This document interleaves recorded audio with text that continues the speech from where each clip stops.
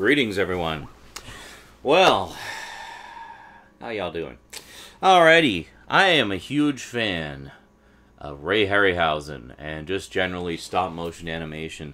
I grew up watching his films as a kid, and they just engaged my imagination in ways that other films just didn't. You know, I mean, true movie magic, you know.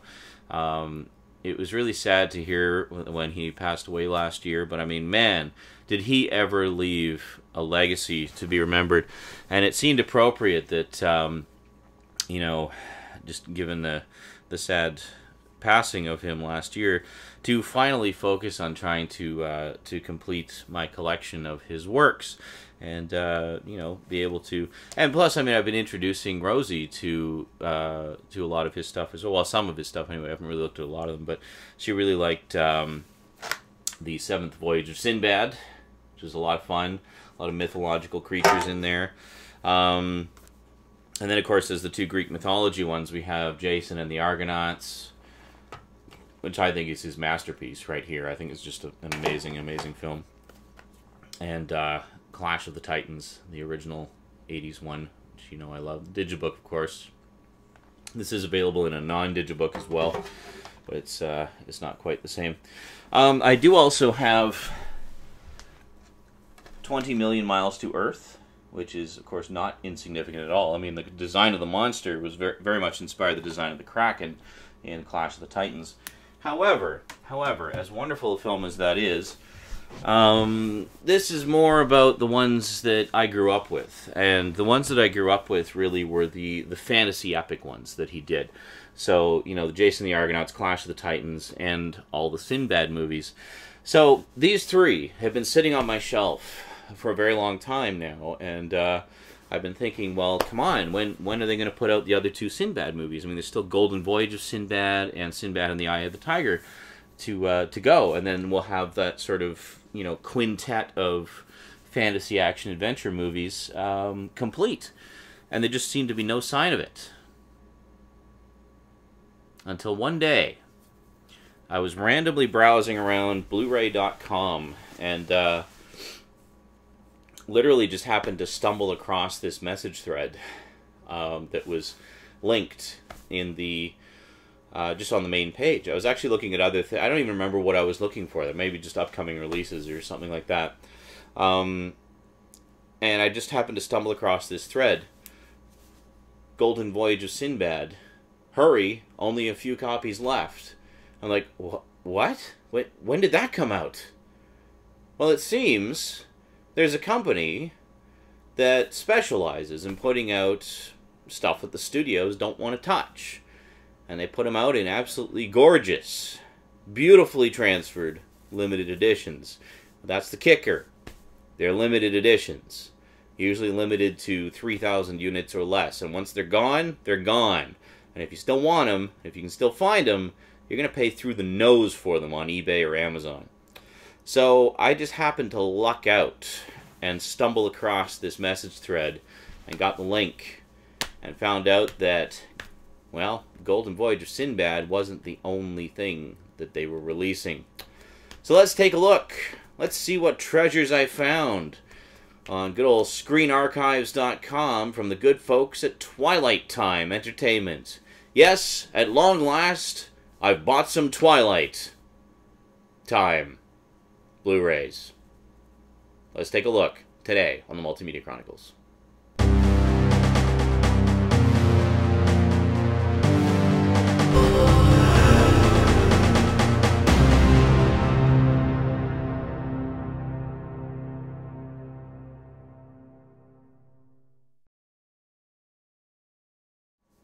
Welcome back. Well, it's probably no secret which ones I got. I already kind of spoiled the surprise on one of them. The Golden Voyage of Sinbad. There we go.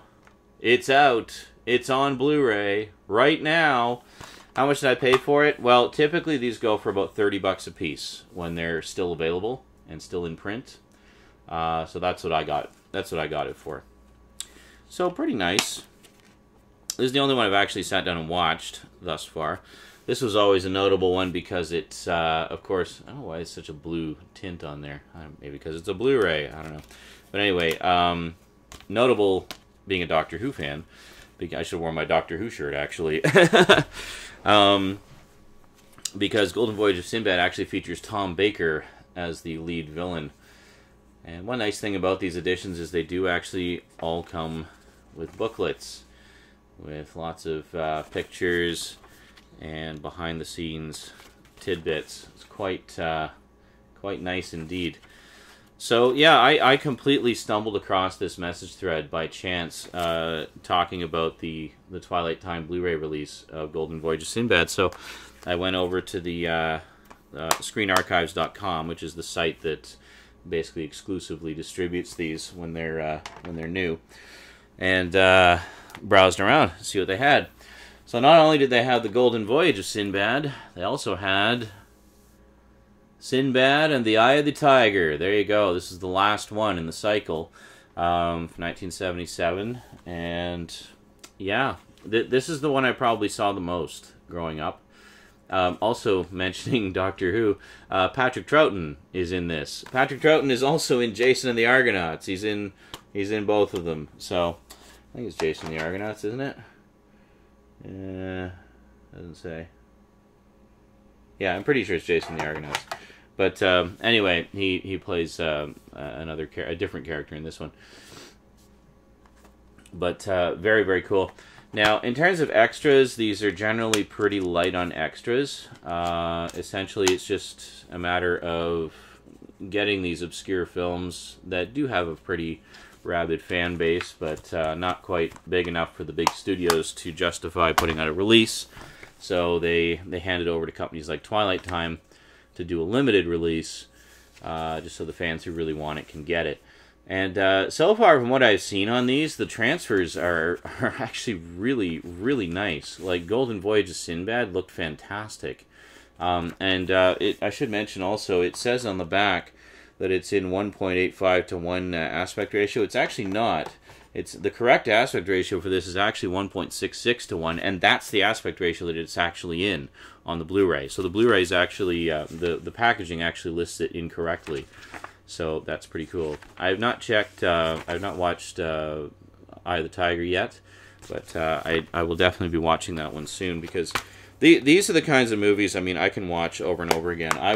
I felt perfectly justified in paying $30 a pop for them, even though they're light on extras. Simply A, to have them, and B, to have them in such beautiful quality. I mean, they really do a really, really nice job on the transfers on these. And in terms of the extras that they do have, we've got, on Golden Voyage, we've got an isolated score track, so you actually get the, who did the music in this? Miklos Rosa. So you get the entire music score on its own there as its own track. So you can just listen to the music, which is great. Mysterious Island featurette, Three Worlds of Gulliver featurette, Earth versus the Flying Saucers featurette, and the original theatrical trailer for the film. So pretty cool. So basically a lot of featurettes about other Harryhausen films that aren't this one. Go figure. And then on Sinbad and the Eye of the Tiger, again, we have an isolated score track. This is Dynamation featurette and the original theatrical trailer. And there you go. So that's pretty cool. So browsing around, I was really curious as to what else they might have. And, well, it turns out I was really lucky to get this because I just discovered, like, yesterday that it's no longer available and has disappeared. Enemy Mine. Yeah, this is a long-standing sci-fi favorite of mine. Love this movie. Dennis Quaid and Louis Gossett Jr. just turning in a great performance. And just a wonderful, heartwarming, touching story of friendship in the most unlikely of places. And then inside we have the disc. Now, the original DVD release of this, which I do still have actually at the moment. I'm probably just going to give it away to somebody as an impromptu gift.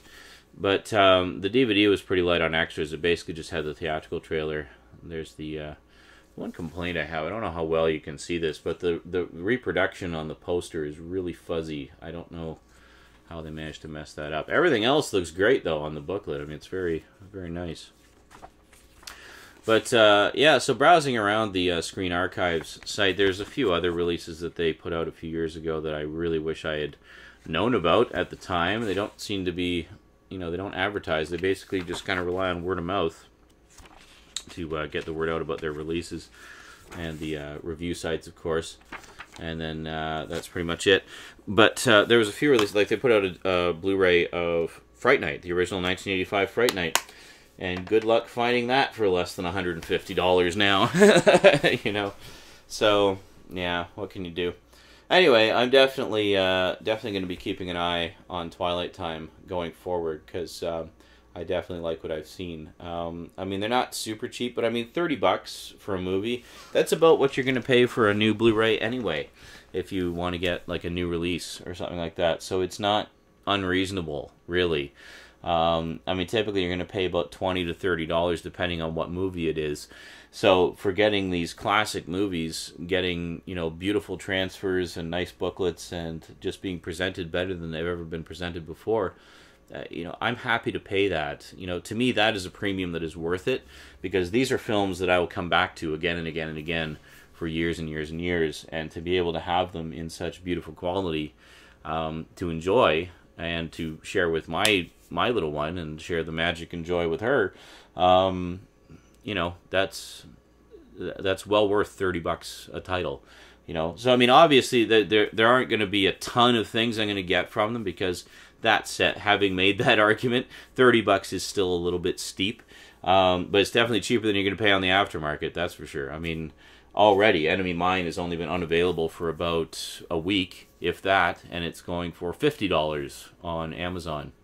So $50 instead of the $30 that I paid for it, so come on, grab them while you can.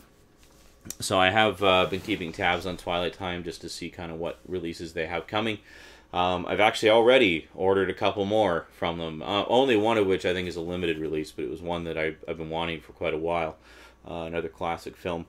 Because the truth of the matter is, we're not seeing a lot of catalog titles get like high-profile Blu-ray releases. I mean, the really big ones, stuff like Ben-Hur and Lawrence of Arabia and The Wizard of Oz, obviously those get big releases, because they're like among those handful of classic titles that are really high-profile and everybody remembers and wants.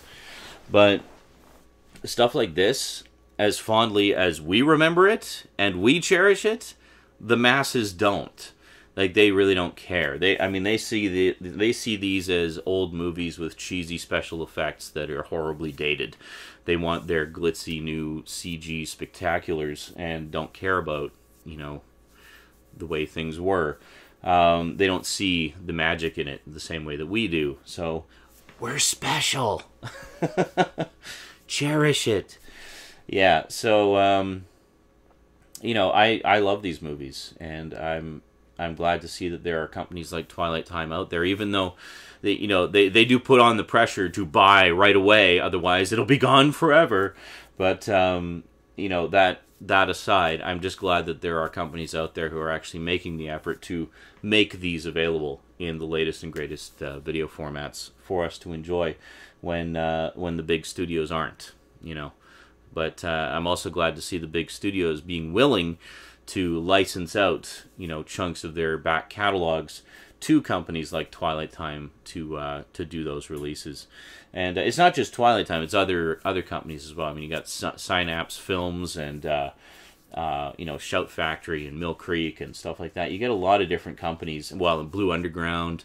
And Scream Factory as well would be, an imprint of Shout Factory, doing much the same kind of things, putting out a lot of catalog titles and cult films that the big studios normally wouldn't even consider touching. So it's great to see that there are options. We just have to hunt around a little bit more. I mean, you're not always going to find you're definitely not going to find the Twilight Time stuff in stores. You're going to have to order them online. But, you do see a lot of the other ones, like the Mill Creek and Shout Factory stuff in stores, and some of the Blue Underground titles as well. So it's just great to know that there are options out there for those of us who tend to prefer the older stuff over the newer stuff a lot of the time. Not saying that all the new stuff is crap, but let's face it, there's not as many enduring classics nowadays as there were back then. So it's nice to have those being made available in some way. Anywho, that is it from me to you for now. So I finally taken the plunge and discovered and experienced the wonderful world of Twilight time. And I will be checking out more of their stuff in the future. I'll be keeping tabs on future releases so that I don't miss out on any more. So there was a few that came out that I definitely regretted missing.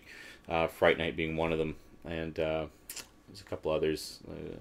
I don't know, a couple other like classic, epic movies, but not really too broken up about those because they weren't ones that I had seen or grown up with anyway. If I had missed out on these, on like these three, I would have been really pissed off because, you know, definitely a long-time favorite sci-fi film, but these two for sure, significant parts of my childhood there. And if I had known that there was a Blu-ray release and then I'd missed it, oh, I would have been just kicking myself forever. Yeah, so glad I didn't. It was very serendipitous to stumble upon that random thread on the Blu-ray.com message forums. So I don't even browse the forums there. It was completely random. Like, you know, the spirit of Ray Harryhausen was watching over me. He knew I wanted to get those. Alrighty, that is it from me to you for now. So until next time, thanks for watching, and sayonara.